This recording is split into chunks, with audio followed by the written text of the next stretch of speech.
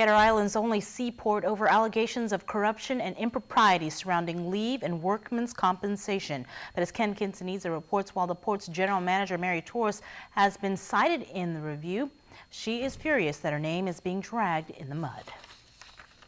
Although she was set to return from leave today, Port General Manager Mary Torres was notably absent from this afternoon's Board of Directors meeting.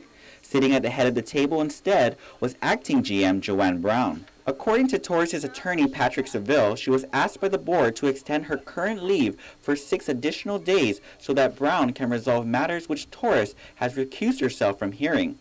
In a statement, Seville says, quote, by law, those matters can only be addressed by the general manager, and the board has asked Torres to extend her leave so that these issues can be handled by an acting general manager, end quote.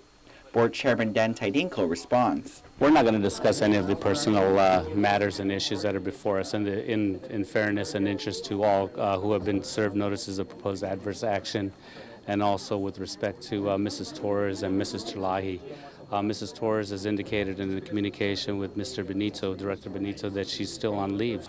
As we reported, Brown was named acting GM on Monday due to the ongoing investigation. Both Torres and Deputy GM Anisha Terlahi were named in the investigation. Terlahi has resigned, whereas Torres remains on personal leave. Everybody's going to have the opportunity under this process, whether it's the 6 classified personnel within the that were issued notices of proposed adverse action, and everybody else who may have been cited or named within the report to be able to have the opportunity to respond. Meanwhile, it was during today's meeting where the board approved giving Brown the sole and exclusive authority to act as the general manager, while Torres will still remain as an employee at the port on paid leave. She is a general manager at the port on leave. The powers, again, are vested presently in accordance with the directive of the board for the general continued operations of the port, and also for all of the personnel matters and other panoply of issues that we're contending with, reside with Senator Brown.